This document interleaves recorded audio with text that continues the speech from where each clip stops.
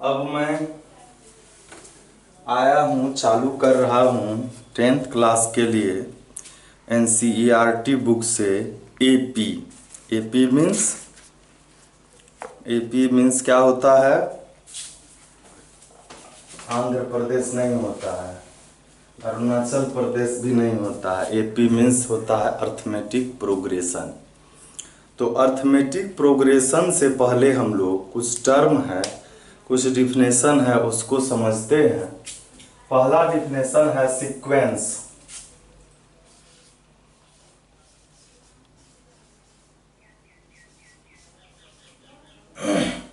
क्या है सीक्वेंस?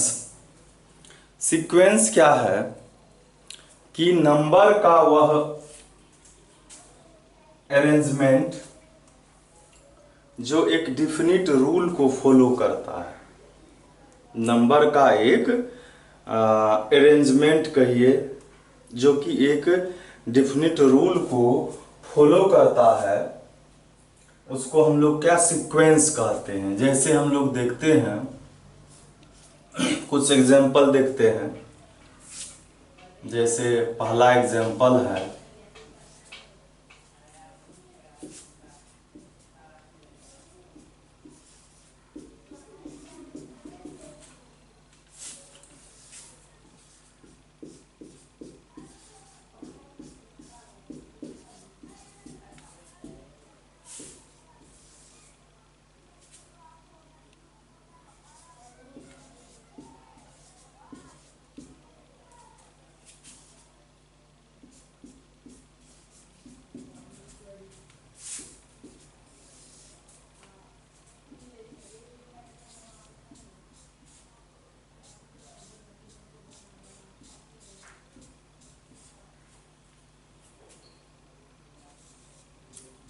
इस प्रकार हम ढेर सारे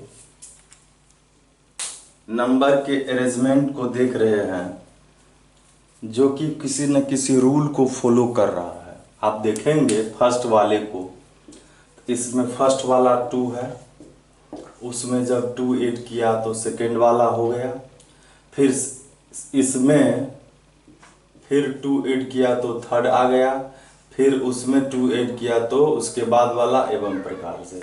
इसमें आप देखेंगे फर्स्ट वाला 2 है, इसको जब 2 से मल्टीप्लाई किया तो सेकेंड वाला आ गया, फिर सेकेंड वाला को 2 से मल्टीप्लाई किया तो थर्ड वाला आ गया, थर्ड वाला को 2 से मल्टीप्लाई किया तो फोर्थ आ गया, और फोर्थ को 2 से मल्टीप्लाई किया तो फिफ्थ आ गया। उसके बाद आप देखेंगे इसमें, तो यह क्या है 25 है। 25 में से जब 2 माइनस किया तो इतना आ गया।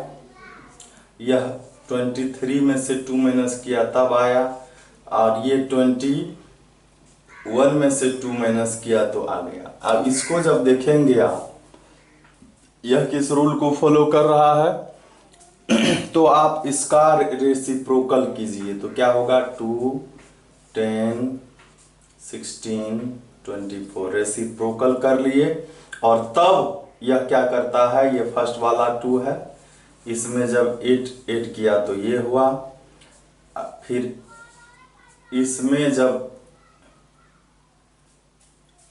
8 यहाँ होना चाहिए था,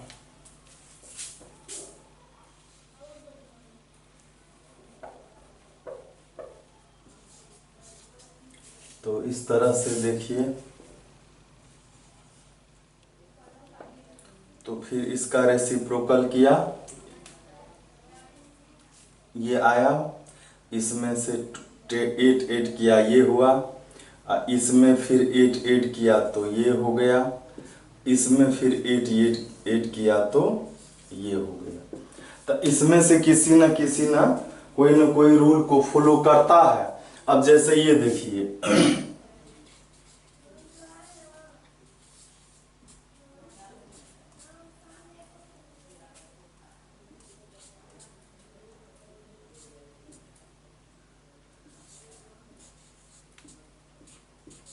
इसको आप देखेंगे तो यह किसी रूल को फॉलो कर रहा है।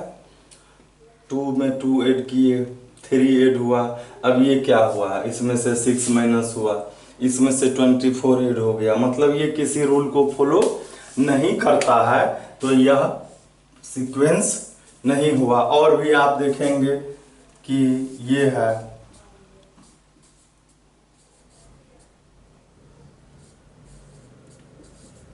तो यह भी किसी न किसी रूल को फॉलो करता है।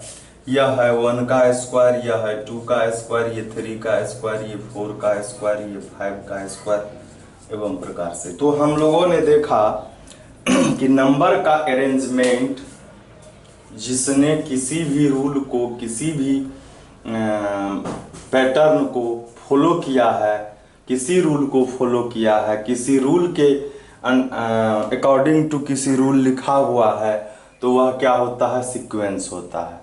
तो इसमें से हमने देखा कि ये सभी के सभी 1 2 3 4 और ये 6 सीक्वेंस है। क्लियर? सीक्वेंस क्या होगा कि सब numbers arranged in a definite order में होगा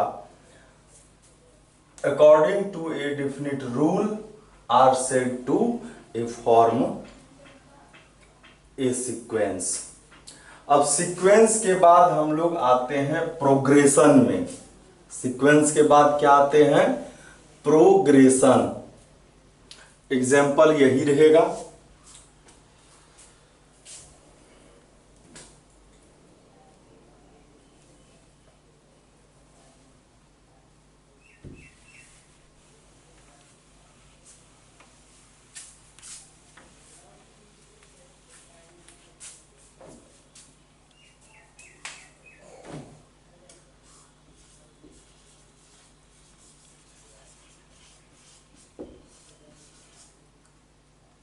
प्रोग्रेशन,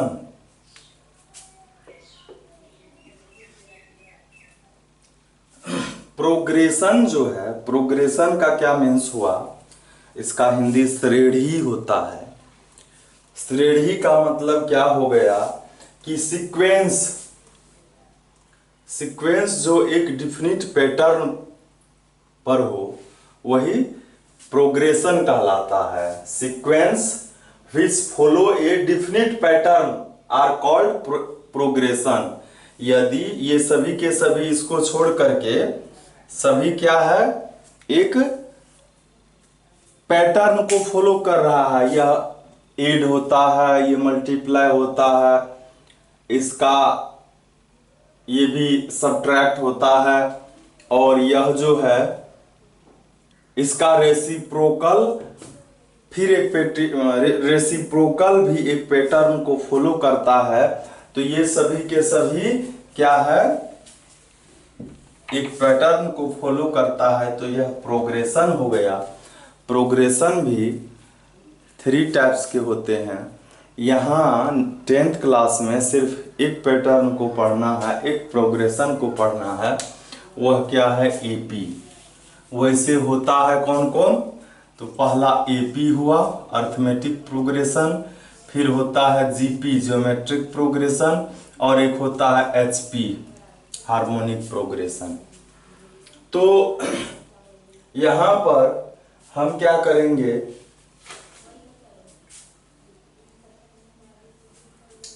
एपी क्या होगा, एपी का डेफिनेशन होगा यदि किसी प्रोग्रेशन के किसी, अच्छा इसमें जो टर्म होगा, यह पहला टर्म होगा, यह दूसरा टर्म, तीसरा टर्म, चौथा, ये T1 T2 T3 T4 T5, और लास्ट टर्म जो होगा उसको nth टर्म कहेंगे।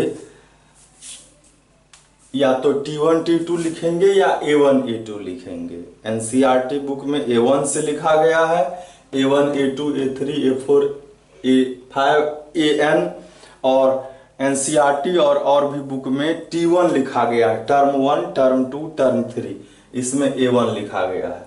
तो प्रोग्रेशन के किसी टर्म और उससे पहले वाले टर्म का डिफरेंस अगर हमेशा इक्वल हो तो वह अर्थमेटिक प्रोग्रेशन एपी कहा जाता है। आप देखेंगे 6 - 4 तो 2 हुआ, 8 - 6 तो 2 हुआ, 10 - 8 तो 2 हुआ, 4 - 2 तो 8 हुआ। यदि किसी प्रोग्रेशन के कोई टर्म और उसके मतलब जस्ट पहले वाला टर्म जो है उसका अगर डिफरेंस हमेशा इक्वल हो तो वह क्या कहलाता है? अर्थमेटिक प्रोग्रेशन कहलाता है। तो डिफरेंस हमेशा इक्वल होगा। और जीपी क्या होगा? तो जीपी, ये जो सेकेंड वाला एग्जाम्पल है यह जीपी का एग्जाम्पल है। कोई टर्म और उसके पहले वाले टर्म का रेशियो अगर हमेशा इक्वल है तो वह क्या हो जाएगा? जीपी में होगा। जैसे 4/2 तो 2/1 हो गया, 8/4 तो 4 2 जा 2/1, 16/8 2/1, 32/16 2/1। मतलब इसमें कोई टर्म और उसके ये पहले वाले टर्म जो है उसका जब रेशियो निकालेंगे तो वह हमेशा इक्वल आएगा, तो यह जीपी हो जाएगा। और एचपी क्या होगा? इसमें भी देखिए डिफरेंस हमेशा इक्वल है। इसमें से इसको सब्ट्रैक्ट किए तो -2 -2 -2 तो ये भी एपी हो गया। और इसका रेसिप्रोकल यदि किसी प्रोग्रेशन के रेसिप्रोकल एपी में हो तो वह एचपी कहलाता है। इसका देखिए डिफरेंस 10 - 2 8, 18 - 10 8, 26 - 18 8। तो यदि किसी प्रोग्रेशन के रेसिप्रोकल एपी में हो तो वह एचपी कहलाता है। तो यह तो आगे पढ़ना है 11th में। हम लोग अभी पढ़ते हैं एपी अर्थमेटिक प्रोग्रेशन। हम लोग समझ गए कि यदि किसी प्रोग्रेशन के कोई टर्म और उसके जस्ट पहले वाले टर्म का डिफरेंस हमेशा इक्वल हो तो वह क्या कहलाता है? एपी कहलाता है।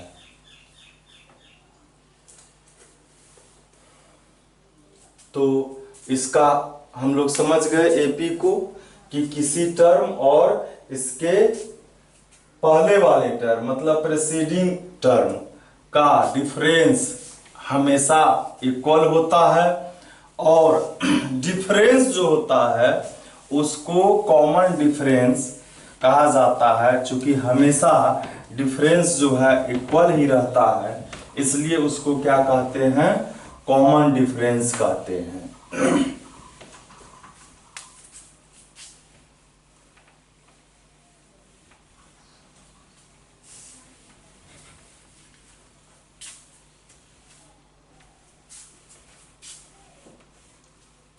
तो हम लोग क्या करते हैं,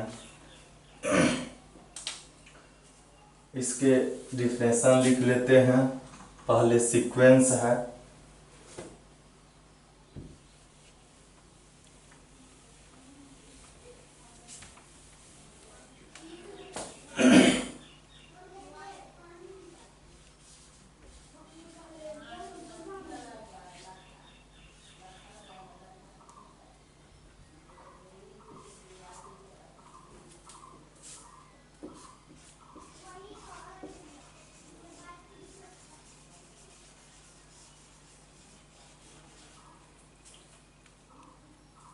some numbers arranged in a definite order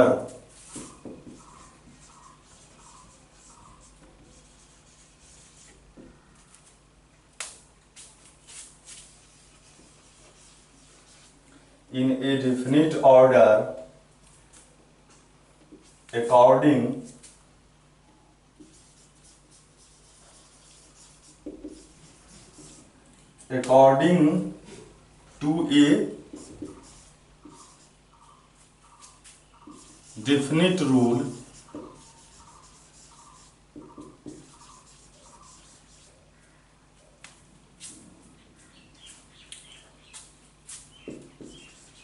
are said to a sequence।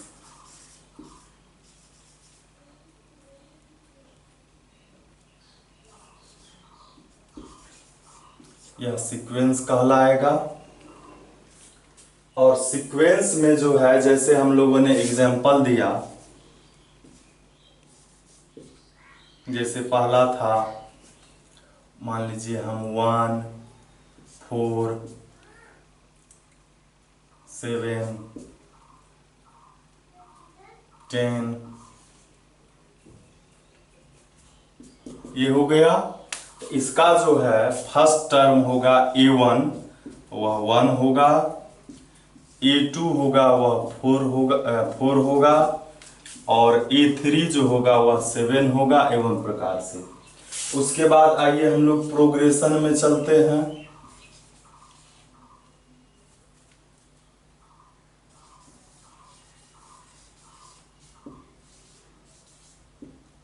Progression क्या हो जाएगा, यह भी एक सीक्वेंसेज होगा।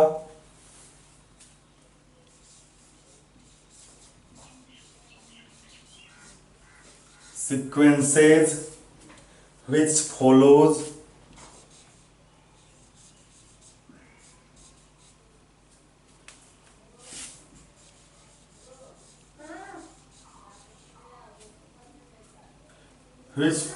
a definite pattern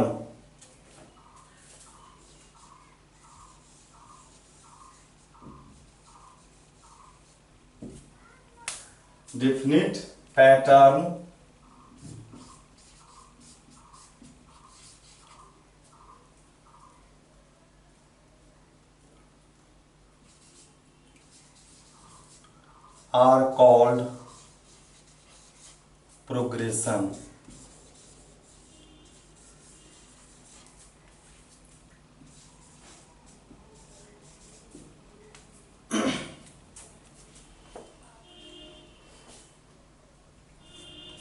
यह प्रोग्रेशन हो गया। अब हम लोग देखेंगे अर्थमेटिक प्रोग्रेशन।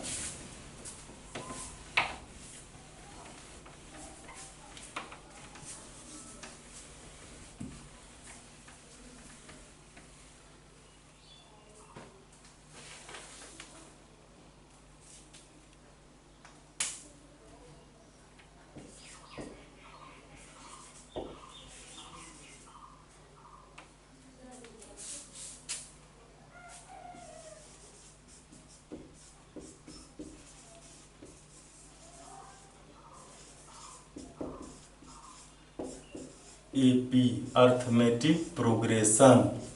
अर्थमेटिक प्रोग्रेशन क्या होगा, ए प्रोग्रेशन या ए सीक्वेंस भी हम लोग कह सकते हैं।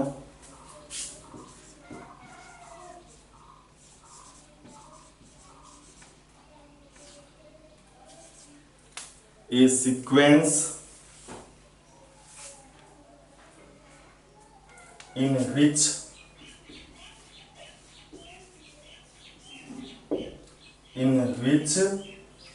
each term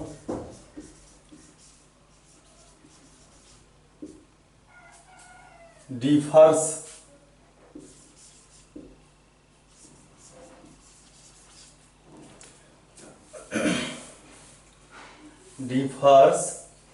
from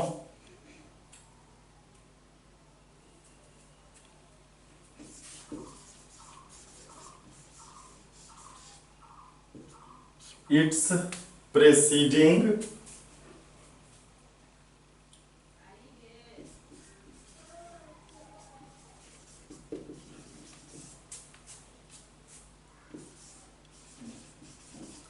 term by constant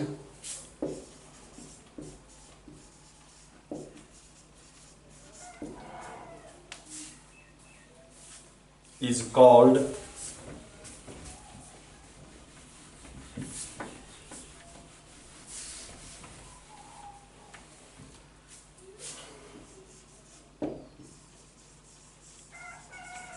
AP। इसका हम लोग कुछ एग्जाम्पल देख लेते हैं। जैसे अभी था, यह पहला हो गया एग्जाम्पल। दूसरा हो गया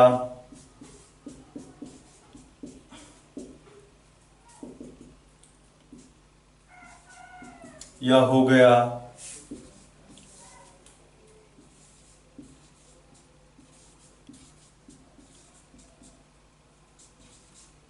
यह भी हो गया। अब जो है इसमें जो कॉमन डिफरेंस था, कांस्टेंट जो होता था वह कॉमन डिफरेंस कहलाता था।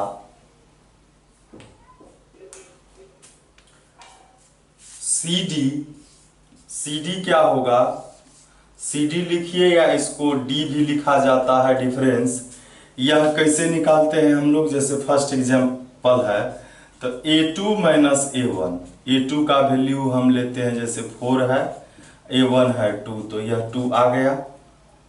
या हम इसी में से कहीं से भी निकाल सकते हैं CD, जैसे हम ये 1 2 3 4 5, A5 में से A4 को प्रेसीडिंग टर्म को सब्ट्रैक्ट करेंगे तो हमेशा क्या आएगा, वह कांस्टेंट आ रहा है। तो यह CD निकालने का तरीका हो गया।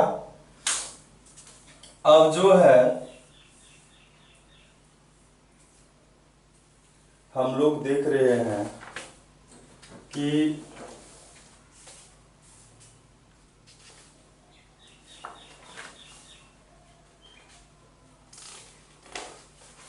एक्सरसाइज 5.1 जो है उसको देख रहे हैं।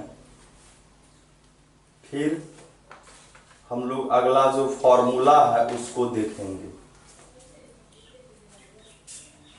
इस एक्सरसाइज में फॉर्मूला नहीं है, अगले में है, हम लोग अगले एक्सरसाइज में देखेंगे। पहले हम इस एक्सरसाइज में जो क्वेश्चन है उसको सोल्व करते हैं। एक्सरसाइज 5.1 में इसमें मेन जो है वह क्या है कि हमको समझना है कि कौन एपी में है और कौन एपी में नहीं है, बस इतना ही हमको समझना है, एपी में कौन है और कौन नहीं है। इसी से रिलेटेड यह चैप्टर है। तो फर्स्ट क्वेश्चन जो है एनसीईआरटी बुक से वह है, in which of the following situations does the list of numbers involved make an arithmetic progression and why, क्यों है यह भी बताता है, कहता है। तो फर्स्ट नंबर में है कि the taxi fare is came when the fair is 15 Rs 15 for the first km and Rs 8 for each additional kilometer। मतलब क्या कह रहा है इसमें कि पहला जो किलोमीटर है वह 15 रुपीज है, ठीक है, और उसके बाद जितना किलोमीटर हम जाते हैं तो 8 रुपीज एड हो जाता है, मतलब इसमें 8 एड हो गया। फिर अगला 1 किलोमीटर जाएंगे तो इसमें से फिर क्या हो गया, ये तो इतना था ही, फिर इतना हो गया। फिर इसके बाद हम अगर अगले किलोमीटर जाएंगे तो ये था, फिर 8 हमको लगेगा। तो कहता है क्या यह अर्थमेटिक प्रोग्रेशन है, तो इसको हम लोग एक बार फिर से लिख लेते हैं।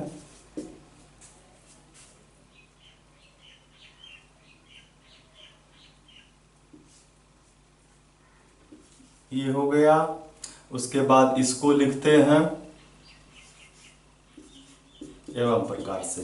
तो कहता है व्हाई, यह अर्थमेटिक प्रोग्रेशन है तो क्यों, तो हम लोग यहाँ पर लिखेंगे A2 माइनस A1, तो ये 23 माइनस 15 हो गया तो 8 हो गया। फिर A3 माइनस A2 लिखेंगे तो 31 माइनस 23, ये भी 8 हो गया। और A4 माइनस A3 तो 39 माइनस 31, यह भी 8 हो गया। तो लिखेंगे कि A2 minus A1 is equal A3 minus A2 is equal A4 minus A3। तो यह क्या हो जाएगा,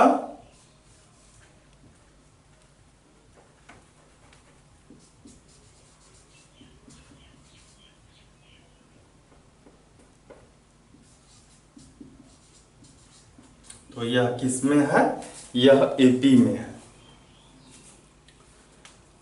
अब जो है दिस इज एनएपी। अब जो है हमको दूसरा एग्जांपल है the amount of air present in a cylinder. Air जो है वह प्रेजेंट है किसी सिलेंडर में और कहता है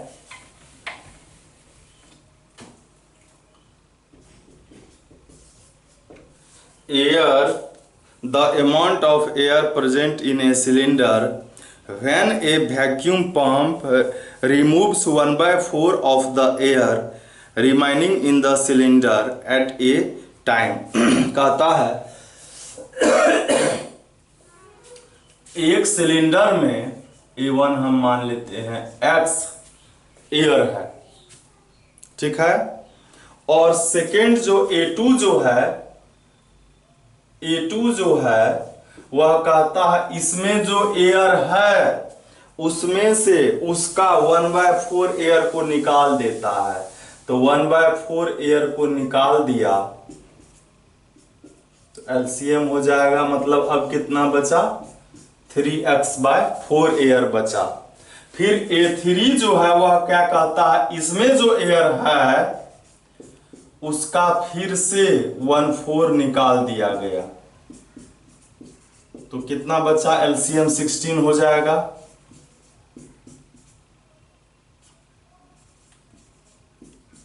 और 16 एलसीएम ले लेंगे हम तो यहां हो गया 4 3 जा 12x, मतलब हमारे पास सीरीज जो हो गया वह क्या हो गया? x, दूसरा हो गया 3x/4 और तीसरा हो गया 9x/16। अब हमको यह मतलब एयर पहले था, एयर इतना किसी सिलेंडर में, निकलने के बाद इतना बचा, फिर निकलने के बाद हर एक बार 1/4 उसके वॉल्यूम का एयर निकाल दिया जाता है। तो कहता है यह एपी में है तो हम लोग लिखेंगे A1 है x, A1 A2 ये है हमारे पास, हम लोग डिफरेंस ही निकाल लेते हैं। A2 माइनस A1, A2 है 3/4x और ये x, एलसीएम 4 हो गया, 1 4 जा, यहाँ 4 होगा, 3 में से 4 गया तो -1 हो गया, यह हो गया A2 माइनस A1। अब A3 माइनस A2 निकालते हैं। A3 का वैल्यू क्या है? 9x/16 और ये है 3x/4। एलसीएम ले लिए, 16 हो गया, 16 1 जा और 4 4 जा, 4 3 जा 12, यह क्या हो जाएगा? 12 में से 9 गया -3। इसको देखिए आप कि अब चूंकि इसका डिनोमिनेटर जो है वह सेम नहीं है तो हमको कैसे पता चलेगा कि यह बड़ा है कि छोटा है? तो इसके लिए हम क्या करेंगे, इस ये 16 और 4 है, इसका एलसीएम जो होगा वो यहाँ लिखेंगे। इसको 4 से मल्टीप्लाई करने पर हुआ 4 4 जा, इसको भी 4 से मल्टीप्लाई करेंगे। अब डिनोमिनेटर सेम हो गया तो आप देखेंगे ये -3x है और ये -4x है, इक्वल हुआ दोनों? नहीं हुआ। लिखेंगे चूंकि A2 minus A1 is not equal to A3 minus A2, यह इसके इक्वल नहीं है।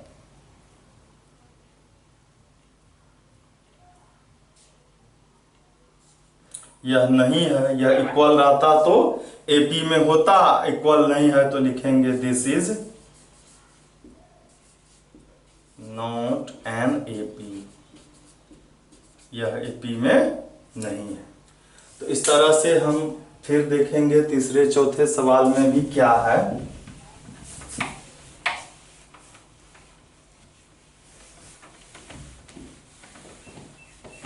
जब एपी कहेगा पता करने के लिए तो हम लोग इसी तरह डिफरेंस निकालेंगे और डिफरेंस इक्वल हुआ तो वह एपी में होगा।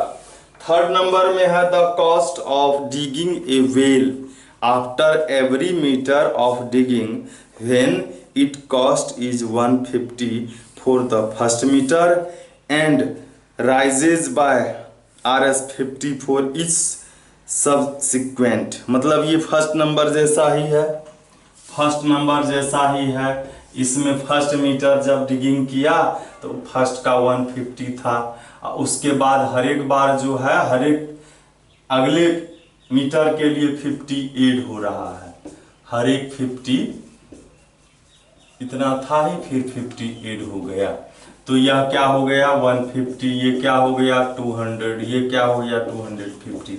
तो आप कह सकते हैं यह एपी में है कि नहीं है। ठीक है, ये आप सॉल्व करोगे। अब है इसमें 4 नंबर में, ये है 50-50 का डिफरेंस है, तो ये एपी में है। 4 नंबर का है the amount of a money in the account every year.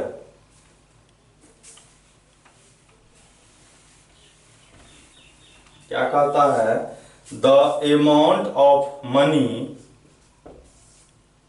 In the account every year when is Rs 10,000 is deposited at compound interest at 8% per annum. मतलब कि A1 जो है वह पहले जमा किया गया 10,000, ठीक है। अब हर एक साल यह क्या होता है 8% से कंपाउंड इंटरेस्ट से यह बढ़ रहा है। तो अमाउंट जो है, चूंकि यह जो है हम लोग जो कंपाउंड इंटरेस्ट बनाते हैं तो उसका प्रिंसिपल होता है, प्रिंसिपल है 10,000, और दूसरे साल जो जैसे एक साल पूरा हुआ तो दूसरे साल एक साल पूरा हुआ तो वह जो प्रिंसिपल इंटरेस्ट मिल करके जो है वह अमाउंट बन जाता है। तो अमाउंट जो होगा तो उसका फॉर्मूला क्या होता है अमाउंट का, P into 1 plus R/100 to the power n होता है। 8th क्लास में आप पढ़े हैं। P का वैल्यू है 10,000, 1 प्लस R है 8%, n हर एक साल का है तो यहाँ 1 होगा। 10,000 यह हो गया 100 प्लस 8/100, पावर 1 लिखा नहीं जाएगा, यह हो जाएगा 108/100, ये 00, ये हो जाएगा 108/00। अब जैसे ही A3 हम निकालेंगे इस बार A यही हो, P ये होगा। हर एक कंपाउंड इंटरेस्ट में क्या होता है कि एक साल का ब्याज आया ऐड हुआ और दूसरे साल वह क्या फिर से हो जाएगा, वह जो अमाउंट आया वह प्रिंसिपल हो जाता है। तो इस बार जो होगा अमाउंट वह हो जाएगा P into 1 plus R/100 power n, और इस बार P क्या होगा, ये 10800, 1 प्लस R है 8/100 और n वैल्यू 1 है। और इसका जब हम एलसीएम लेंगे तो ये भी 108/100 होगा, और इसको हम ये हो जाएगा 108 इंटू 108। और अब देखिए 108 का स्क्वायर हो गया, और हम एक ट्रिक बताए हुए हैं 108 का, तो उससे इसको बनाने में जो है टाइम भी लग सकता है ना। तो टाइम लग सकता है, तो उसका रूल क्या था कि 108 का स्क्वायर हमको निकालना है। तो इसको जो है जीरो के नज़दीक करना है। तो जीरो के नज़दीक में क्या होगा, 108 में एक बार 8 माइनस करेंगे तब 100 होगा, एक बार 8 प्लस करेंगे, ठीक है। तो इस 8 का स्क्वायर कर लेंगे 81 हो जाएगा। और अब क्या करेंगे हम कि एक बार इसमें से माइनस कर लेंगे तो 100 हो जाएगा, और 2 डिजिट का नंबर है तो 100 से डिवाइड भी करेंगे और मल्टीप्लाई किससे करेंगे 8 ऐड करके, 116 हो गया। तो यह क्या हो जाएगा 116 हो गया, और यह जो 81 है इसको इसके सामने में लिख करके हम लोग ऐड कर देते हैं।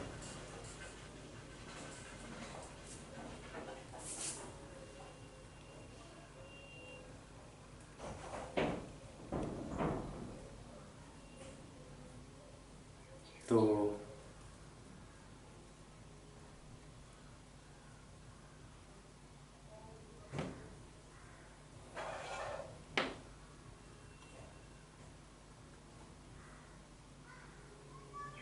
यह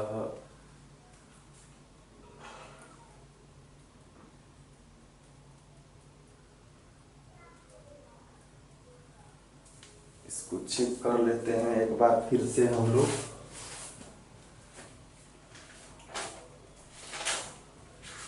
मल्टीप्लाई करके देख लेते हैं क्या हो रहा है।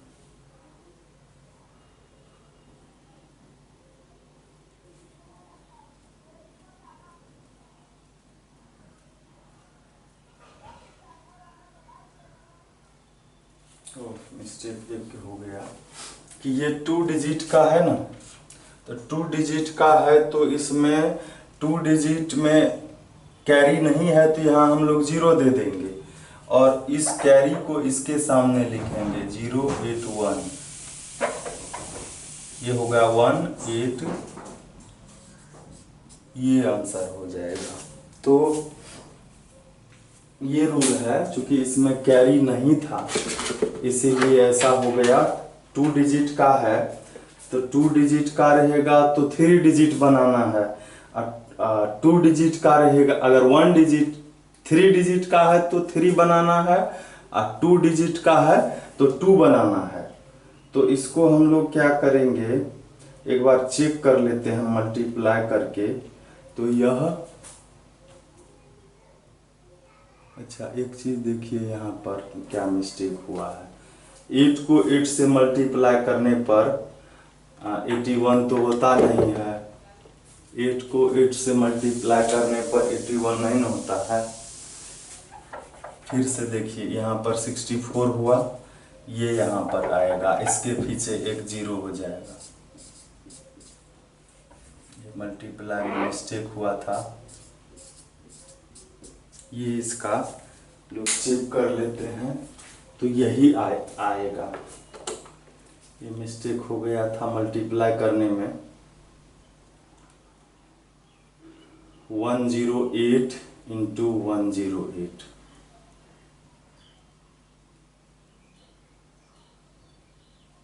तो ये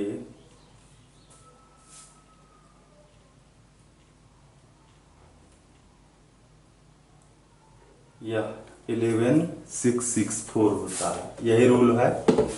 ये मिस्टेक हो गया था, तो ये ऐसे ही हम लोग जब हमारे सवाल में एकाएक से कहीं आ गया स्क्वायर करने के लिए, तो हम फिर से देख लेते हैं।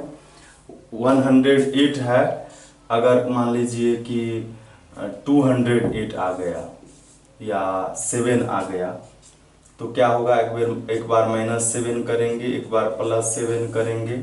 माइनस करने पर हो जाएगा यह 200, तो 200 है।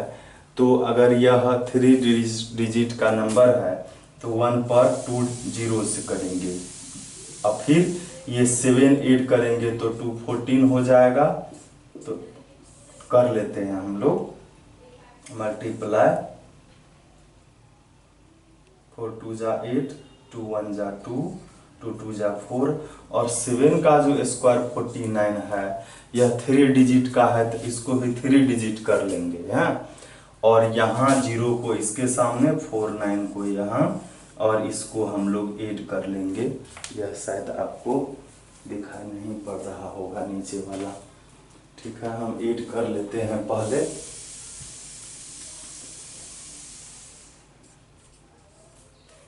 और चेक भी कर लेते हैं। यह क्या था 4207 इंटू 207, यह 42849 होता है। 42849 मल्टीप्लाई करने पर भी होता है। तो इसी तरह से हम लोग इसको कर लेंगे आगे से। तो हम लोगों ने देखा कि इसको जब मल्टीप्लाई किया तो कितना आया 11664,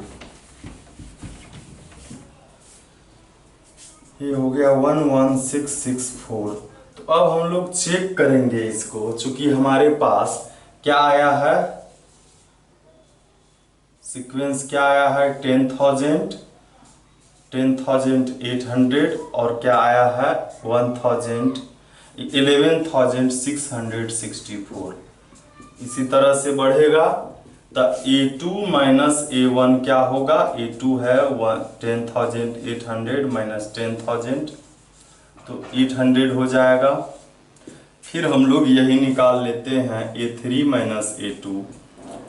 A3 का वैल्यू क्या है 11,664 माइनस 10,800, सब्ट्रैक्ट करने पर क्या हो जाएगा, यही हो जाएगा 864। तो आप देखें कि एक बार डिफरेंस 800 आया और एक बार 864 आ गया। तो लिखेंगे कि A2 minus A1 is not equal to A3 minus A2। So this is not an AP, या एक AP नहीं है। तो फर्स्ट नंबर का जो क्वेश्चन था यह हमारा सोल्व हो गया। अब हम लोग देखते हैं सेकेंड नंबर का क्वेश्चन। सेकेंड नंबर का क्वेश्चन क्या है,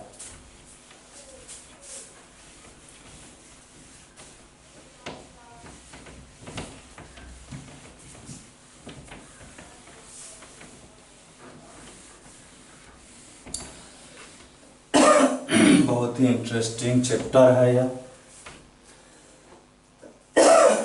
2 नंबर में है write first 4 terms of the AP when the first term A and the common difference D are given as follow. मतलब AP का जो फर्स्ट टर्म होता है वह हमको दिया हुआ है। फर्स्ट टर्म A होता है, A दिया A1 एक ही चीज है, 10 दिया हुआ है और डिफरेंस जो है वह 10 दिया है।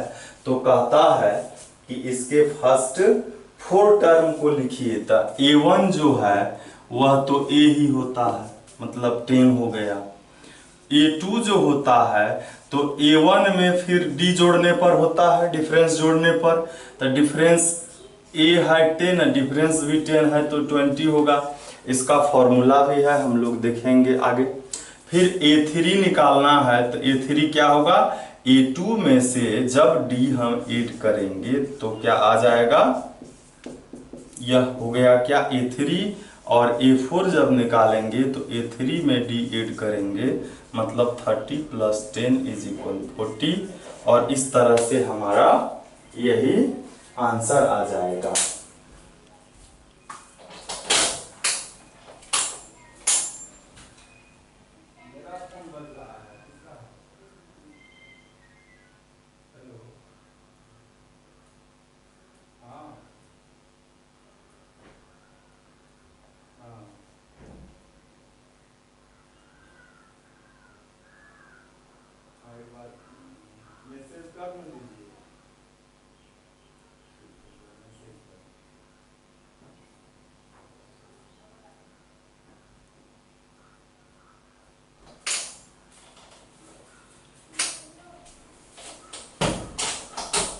तो ये 2 का फर्स्ट क्वेश्चन था। सेकेंड क्वेश्चन भी इसी तरह से है। जैसे मैं 2 नंबर में है तो वेरी इजी है। A का वैल्यू -2 है, D का वैल्यू 0 है। तो A1 क्या होता है, A होता है मतलब -2, A2 क्या होता है, A + D होता है, और D का वैल्यू 0 है तो 0 ऐड करेंगे तो वही आते जाएगा, फिर A2 + D होगा, A2 भी वही है, और यह इसका हर एक टर्म जो है वह क्या हो जाएगा, तो -2 ही होगा, और इस तरह से यही आंसर हो जाएगा। फिर इसी में यह अब सब एक जैसा ही क्वेश्चन है, आप इसको बनाएंगे।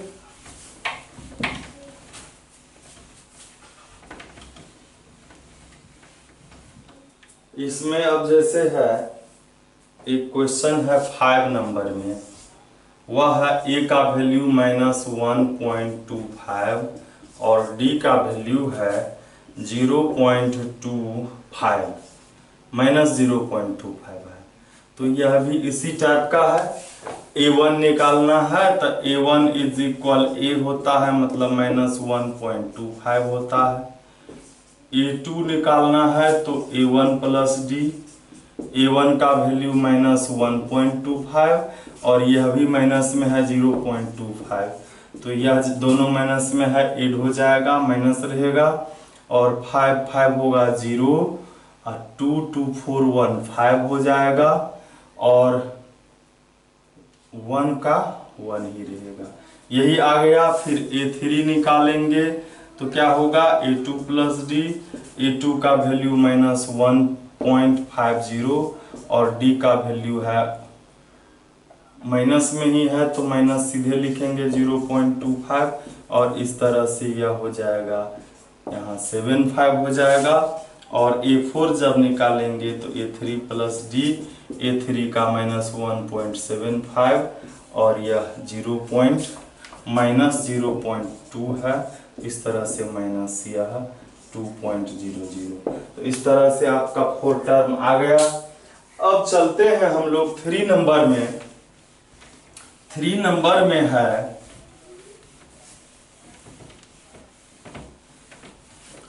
3 नंबर में कह रहा है, for the following APs right the first term and the common difference. First term को लिखना है और कॉमन डिफरेंस को लिखना है। 3rd नंबर का क्वेश्चन है, इसमें है 3 1 -1 और यह -3 है। फर्स्ट टर्म लिखना है तो फर्स्ट टर्म 3 हो गया, कॉमन डिफरेंस D लिखना है तो A2 - A1 होगा। A2 का वैल्यू 1 है, A1 का वैल्यू 3 है, तो 1 - 3 -2, यही आंसर हो गया। इसी तरह इसमें सारा क्वेश्चन हो जाएगा। फिर 4 नंबर में है, which of the following are APs if they form an AP, find the common difference D and write 3 more terms। मतलब जो AP अगर है तो AP का जो है कॉमन डिफरेंस D लिखिए और उसके आगे का 3 टर्म को और लिखिए। तो इसमें से 1-2 क्वेश्चन को हम सोल्व कर रहे हैं। 4 नंबर का फर्स्ट है 2 4 8 16, यह AP में है कि नहीं है तो हम लोग चेक कर लेते हैं।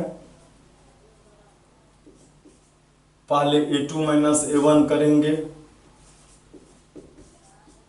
4 - 2 2 हो गया, A3 - A2 तो 8 - 4 यह 4 हो गया।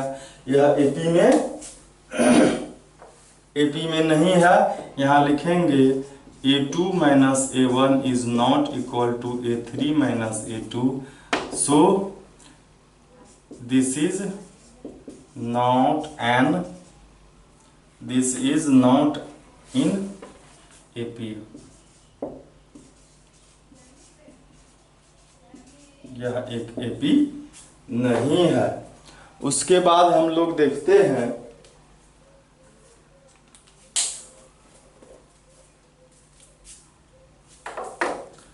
अगले क्वेश्चन को देखते हैं हम लोग। इसी में जो है जैसे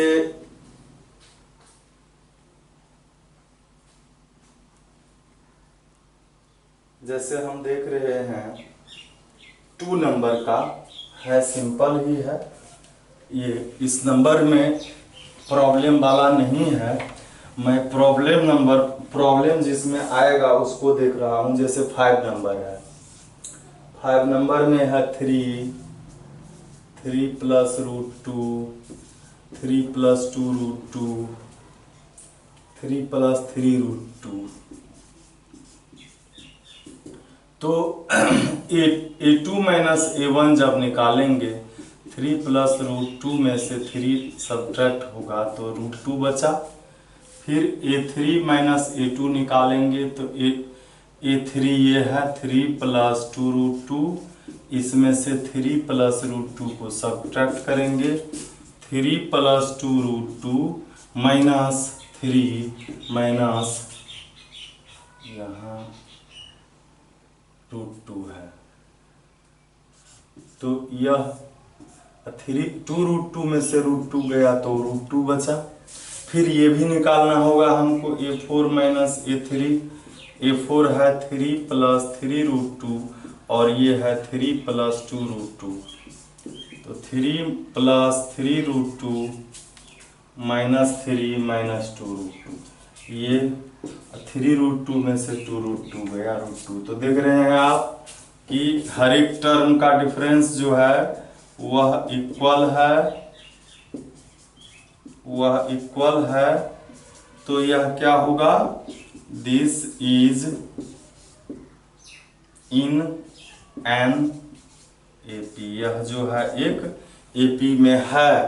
अब कहता है इसके बाद वाले 3 टर्म को भी निकालिए आप। ये तो डिफरेंस, कॉमन डिफरेंस आ गया, एपी में हो गया, तो इसलिए कॉमन डिफरेंस इसका जो है रूट 2 है। और इसके चूंकि ये a1 a2 a3 a4 है, तो अब हम a5 निकालेंगे। तो a5 क्या होगा, a4 प्लस d होगा।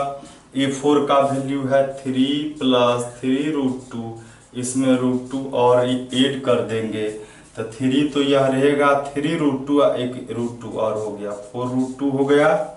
उसके बाद हम a6 निकालेंगे तो a5 प्लस d, a5 का वैल्यू हो गया 3 प्लस 4 रूट 2 और इसमें एक रूट 2 और बढ़ जाएगा तो यह क्या हो जाएगा 5 रूट 2। और इसी में a7 हम निकालेंगे तो a6 प्लस d, a6 का वैल्यू 3 प्लस 5 रूट 2 है, इसमें एक रूट 2 और हो जाएगा तो 6 रूट 2 हो जाएगा। तो इस तरह से यह हो जाएगा। अब हम लोग देखते हैं फिर इसी में और भी क्वेश्चन जो है जिसमें प्रॉब्लम हो सकता है, मैं उसी को सोल्व कर रहा हूं।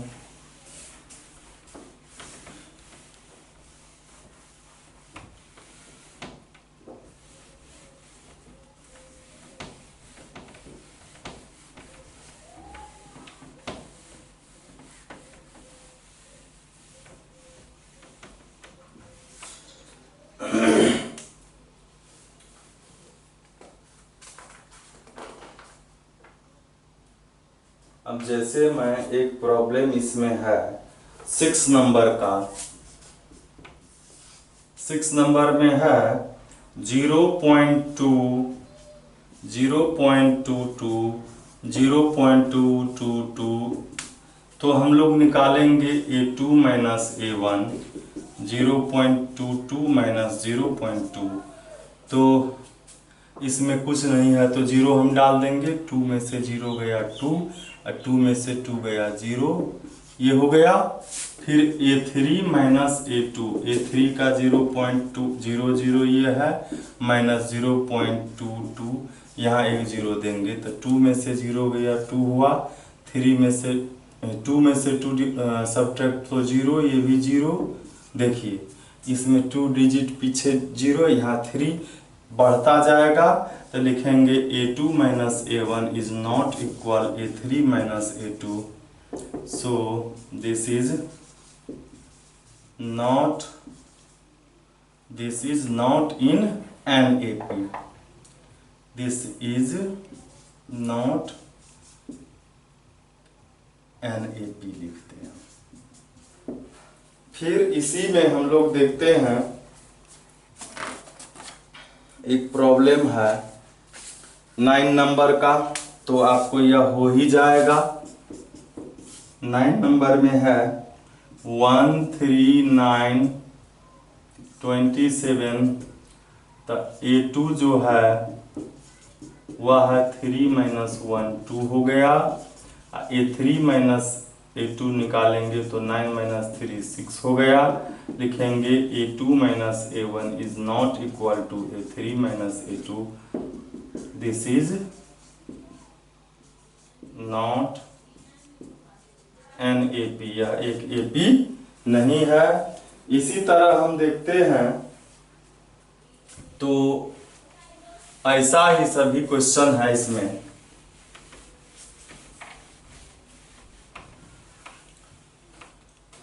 अब जैसे इसमें हम लोग 11 नंबर में देखते हैं, यह है A स्क्वायर AQ, तो यह भी AP में नहीं ही होगा।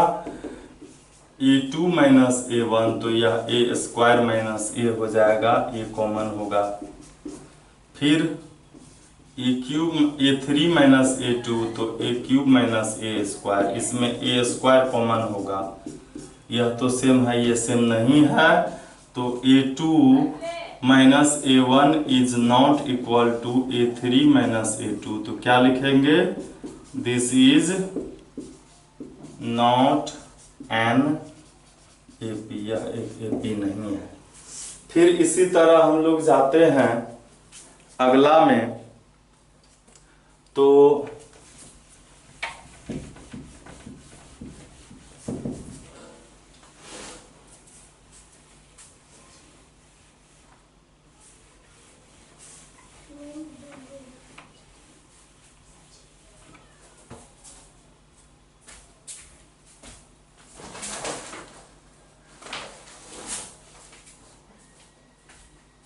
अगला क्वेश्चन है जैसे 12 नंबर में, 12 नंबर में है √2, √8, √18, √32। तो हम लोग क्या करेंगे, इसमें यह जो है √8 को 2√2 लिखेंगे। इसको ये इसको ऐसे एक बार लिखते हैं, 2 × 2 × 2 होगा, यह 2 × 3 × 3 होगा, और यह क्या होगा, ऐसे लिखेंगे हम। एक और 2 होगा इसमें,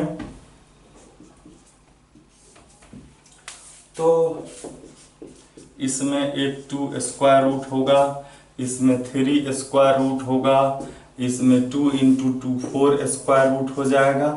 तो हम लोग लिखेंगे A2 - A1, तो 2√2 - √2, तो √2 हो गया, 2 गो √2 में से एक √2 गया, ये हुआ। A3 - A2, A3 है 3√2 - 2√2, 3 गो में से 2 गो गया, 1 हो गया। फिर A4 - A3, 4√2 - 3√2, 4 में से 3 गया, 1√2।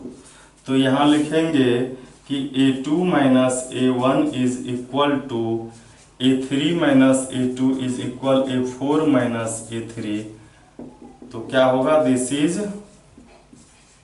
NAP।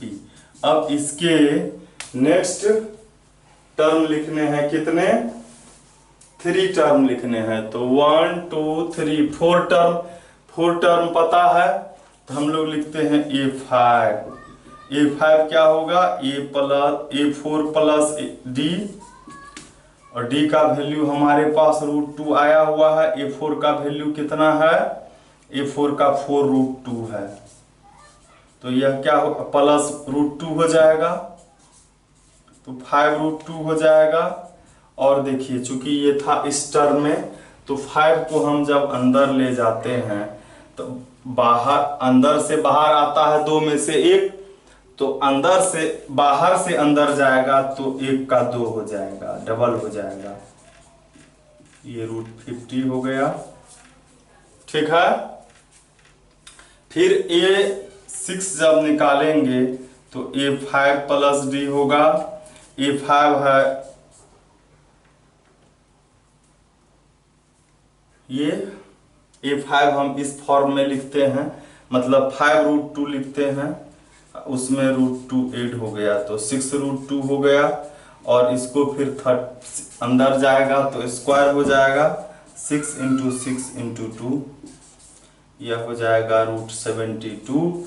और फिर निकालेंगे हम A7 तो यह हो जाएगा A6 + D। A6 है 6√2 और +√2 तो 7√2, और इसको फिर ले जाएंगे अंदर तो 7 का स्क्वायर 98, और यही हमारा आंसर होगा। और इस तरह आपका यह चैप्टर समाप्त हो गया। फिर हम लोग अब मिलते हैं अगले एक्सरसाइज 5.2 में।